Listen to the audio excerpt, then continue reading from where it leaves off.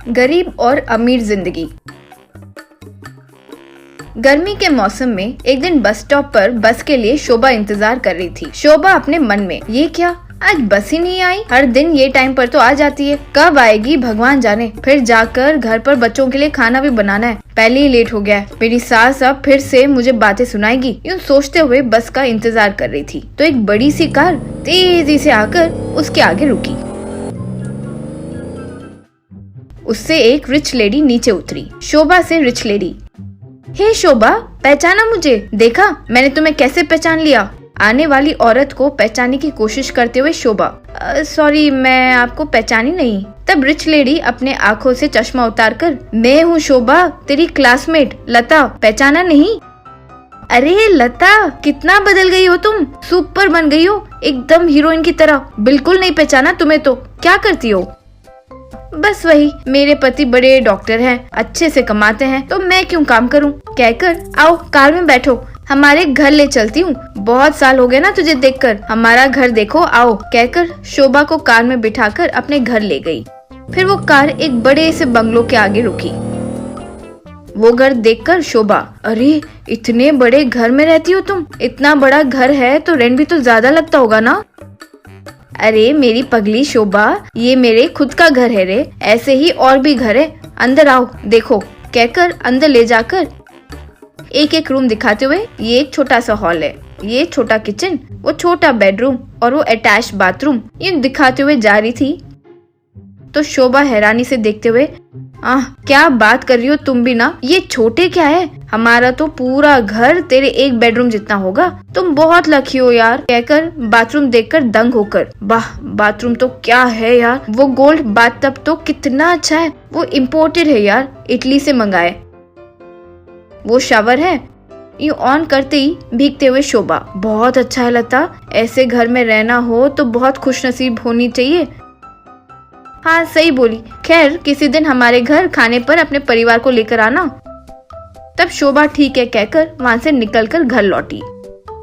घर देरी से आने के कारण गुस्से से सास कोमल, क्यों बहू रानी, खत्म हो गया क्या आपका घूमना? ऑफिस आवर्स कब हो गए और आप घर कब आ रहे हो? घर में एक बुढ़िया रहती है, उसे कुछ पका कर खिलाना है, नहीं जानती तुम? नहीं सासू माँ, मेरी बचपन की सहेली लता रास्ते पर नजर आ गई थी, यूं कुछ कह ही रही थी। बस रहने दो, तुम और तुम्हारी ये झूठी कहानियां रोक कर जाओ, वो बोर मारकर पानी निकालो, मेरे बेटे के आने का समय हो गया है। पहले ही मेरा बेटा ऑफिस में काम करके थका हुआ आएगा। थकी हालत में बकेट लेकर बोर के पास जाकर बोर मारते हुए शोभा, वाह लता के घर पर जैसा है मेरे पास भी वही नल शवर सब रहता तो कितना अच्छा होता, ये बोर मारने की जरूरत ही नहीं पड़ती, यूँ सोच रही थी। वैसे वो शवर्स खरीदने खूब पैसे लगते होंगे ना, हमारे पास कहाँ है उतने पैसे? वैसे बिना पैसे के कोई शवर नहीं बना सकते। हाँ मुझे एक आइडिया मिला, सोचकर बकेट को छेद करके उसे ऊपर टांग कर उसमें पानी डाली। फिर उसमें से शवर जैसे पानी गिर रहा था तो कूदते हुए बाहर आई। वो देखकर तभी आया उसका पति अरविंद। क्या हुआ शोभा, पानी रखी हो ना बोर के पास? ओ जी, आज आपका नहाना बोर के पास नहीं बल्कि बाथरूम में होगा, वहाँ एक सरप्राइज है, जाकर देखिए। बाथरूम में क्या सरप्राइज? यूं डोर खोलकर देखा तो वहाँ ऊपर बकेट लगाया हुआ था, उसमें से पानी शवर जैसे गिर रहा था। वो दिखाते हुए शोभा, देखा तुम्हारी पत्नी कितनी होशियार है, बिना पैसे खर्च करे शवर कैसे अरेंज किया, देखा अच्छा है ना? मैं आ रही थी तो मुझे अपनी सहेली मिली थी, लता नाम है उसका, बहुत अमीर है, उसके पास बड़े बड़े कार बंगलो, बाप रे बाप, उनका घर तो एकदम भवन जैसा है। उनके बाथरूम में ऐसा एक शवर था जी, वो ऐसा वैसा नहीं था, बहुत महंगा सुंदर था। मुझे भी लगा कि शवर होता तो अच्छा होता और आपको भी बोर के पास नहाना नहीं पड़ता सोचकर ये बनाई। आप जाकर शवर से नहा कर आइए, अच्छा लगेगा। ओह बाप रे बाप, तुम और तुम्हारे हरकतें, ठीक है यानी आज शवर से नहाऊंगा। कहकर बाथरूम में डोर डालकर नहाया। बस थोड़ी देर में कुम करके आवाज सुनाई दी। शोभा भागते हुए आई और क्या हुआ जी? कहकर बाथरूम का दरवाजा खोलकर देखी तो अरविंद नीचे गिरा हुआ था और उसके सर के ऊपर बकेट था। सर पर चोट लगी थी। वो देखकर सास कोमल, बाप रे बाप, ये राक्षस बहू मेरे बेटे को मारना चाहती है, यूं जोर जोर से रोने लगी। अरे माँ, आप बाद में लड़ लेना, पहले मुझे अस्पताल लेकर जाइए। तो शोभा उसके पति को अस्पताल ले गई। वहाँ डॉक्टर देखकर अरविंद के सर पर पट्टी बांधकर डॉक्टर शोभा से, देखो, पत्नी को गुस्सा आना काफी मामूली बात है। पतियों से तो गलती होती रहती है। इसका मतलब ये नहीं कि आप इतनी जोर से सर पर मारोगे। डॉक्टर, ये मैंने नहीं मारा डॉक्टर, ये तो मेरे पति का पैर बाथरूम में फिसला और वे गिर गए डॉक्टर। यकीन कर लिया माँ, यकीन कर लिया। आराम से रहो अरविंद, इस बार कोई गलती करे तो अपने पत्नी के हाथ मत लगना। तो इतने में शोभा की दोस्त लता अस्पताल आई। सीधा डॉक्टर के रूम में आकर लता, ओ जी, अभी तक आपका काम पूरा नहीं हुआ, कहकर वहाँ मौजूद शोभा को और उसके पति को देखकर, अरे शोभा, अरे तुम यहाँ क्या कर रही हो, ये तुम्हारे पति है? हाँ वो, अरे ओ जी, अभी मैंने आपको बताया था ना, मेरी दोस्त लता यही है। यूं हिचकिचाते हुए परिचय देने पर अरविंद, अरे लता जी, ये मेरी महान पत्नी आपके घर पर लैविश लग्जरी को देखकर हमारे बाथरूम में भी बकेट शावर का इंतजाम की। वही मेरे सर के ऊपर गिरकर ऐसा चोट लगा। यूं दुखी हो रहा था तो लता, अरे ऐसा हुआ क्या, कहकर डॉक्टर को उन दोनों का परिचय देते हुए, ओ जी, ये है शोभा, वो उसका पति, मेरे फ्रेंड्स हैं, आप फीस मत लीजिए। शोभा, डॉक्टर मेरे हस्बैंड है, जब भी आपको ट्रीटमेंट चाहिए यहाँ आना, आपको फ्री में इलाज करेंगे। कहते ही उन्होंने उसका शुक्रिया अदा किया। लता और उसका हस्बैंड उनकी स्थिति को समझते हुए उन्हें एक शावर गिफ्ट में दिए। उसे शोभा के बाथरूम में फिक्स किए नए शावर के नीचे अपने पति को खड़ा करके, ओ जी, आपको चोट लगी तो लगी, लेकिन उस कारण हमें नया शावर मिला जी। रे, इसका मतलब ये नहीं है कि तुम्हें जो चाहिए उसके लिए मेरे ऊपर नए प्लान्स डालो मेरी माँ। छी, मैं वैसे क्यों करूँगी जी, बल्कि हम आज से अच्छे से कमाकर थोड़े थोड़े पैसे बचाकर एक एक चीज खरीदेंगे। फिर वे लोग खुशी से जीने लगे। Magical petrol bunk. प्रवीण और गिरी कहकर दो आदमियों को पेट्रोल बंक्स हुआ करते थे। प्रवीण बहुत ईमानदार आदमी था। उनके बंक में भरने के लिए आए ग्राहकों को गुणवत्ता का पेट्रोल भरता था। लेकिन गिरी ऐसा नहीं था। ज्यादा फायदे के लिए उनके बंक में पेट्रोल भरने की मीटर्स को बदल दिया था। और ग्राहक से गिरी, सर जीरो देख लीजिए सर, कहकर पेट्रोल भरता था। लेकिन 1 लीटर का पेट्रोल से कम आता था।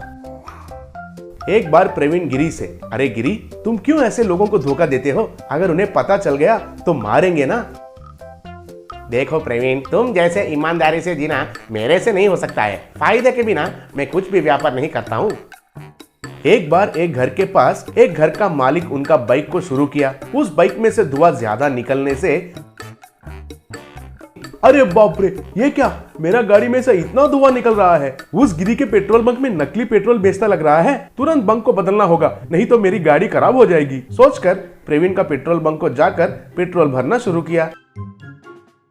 ऐसे गांव में सब लोग धीरे धीरे से गिरी का पेट्रोल बंक छोड़कर प्रवीण का पेट्रोल बंक में भरने लगे। एक बार गिरी, चाचा, गांव में सब लोग उस प्रवीण के पेट्रोल बंक में ही जाकर पेट्रोल डाल रहे हैं। कुछ तो करके मेरा व्यापार को फिर से बढ़ाना होगा। सोचकर उनका दोस्त रघु को बुलाकर, अरे रघु, तुम्हारा क्रिमिनल माइंड को उपयोग करके उस प्रवीण का पेट्रोल बंक को जैसे भी बंद कर देना चाहिए। अरे मेरे बारे में तुमको मालूम है ना, मैं चोरों का बाप हूँ, ये बात मुझे छोड़ दो, कहकर उस रात को प्रवीण का पेट्रोल बंक में जाकर पेट्रोल मीटर्स को बदल दिया था। अगले दिन रोज की तरह प्रवीण पेट्रोल भर रहा था। एक कस्टमर आकर, क्यों प्रवीण, मैं तो तुम्हें बहुत ईमानदार समझा था, तुम भी मीटर बदलकर पेट्रोल डालते हो, कहकर डांटा। ऐसे बहुत सारे कस्टमर्स प्रवीण को गालियां देने लगे।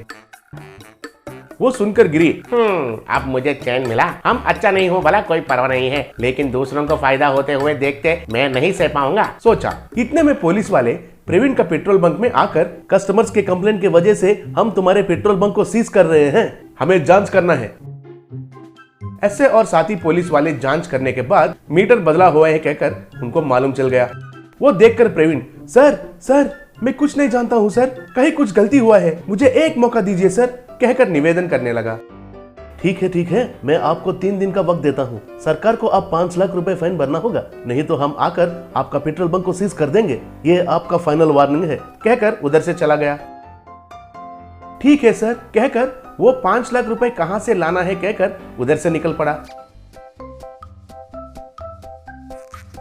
ऐसे वो रास्ते पे जा रहा था तो उसको एक स्वामी जी दिखाई दिया। तब प्रवीण स्वामी जी को जो हुआ उसे सब बताया।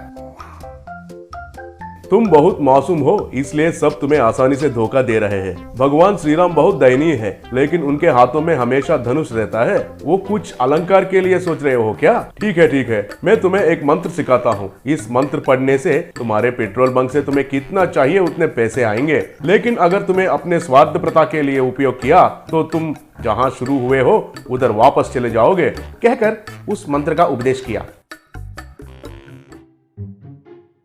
बाद में प्रवीण उनके पेट्रोल बंक के पास जाकर कटारा कटारा लक्ष्मी कटारा, बस उस पेट्रोल बंक में से पैसे निकलने लगे। तुरंत वो पैसों से 5 लाख का पेनाल्टी को भर दिया है और पेट्रोल बंक को फिर से शुरू किया है। अरे ये तो फिर से पेट्रोल बंक को शुरू किया है, कुछ तो गड़बड़ है। इतने पैसे इसे कहां से मिल रहे हैं सोचकर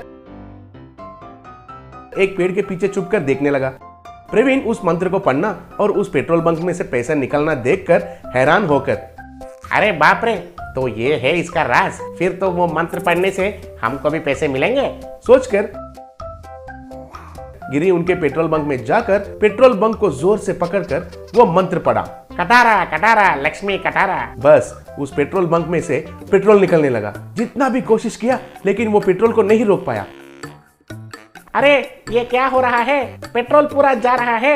अरे बाप रे, मैं कंगाल हो गया, कहकर रोने लगा। ये क्या जादू है, जितना भी कोशिश किया लेकिन ये तो नहीं रुक रहा है, कहकर जितना भी कोशिश किया लेकिन वो पेट्रोल को नहीं रोक पाया और पूरा पेट्रोल नीचे चला गया। अयो अयो, मेरा पेट्रोल पूरा गया, मुझे बहुत बुद्धि आया। मैंने अपने हाथों से ये सब किया, सामने वाले सौभाग्य को मैंने अपनाने के लिए कोशिश किया, कहकर दुखी होने लगा। तब से लेकर गिरी प्रवीण के पास जाना छोड़कर अच्छा बुद्धि से व्यापार करने लगा।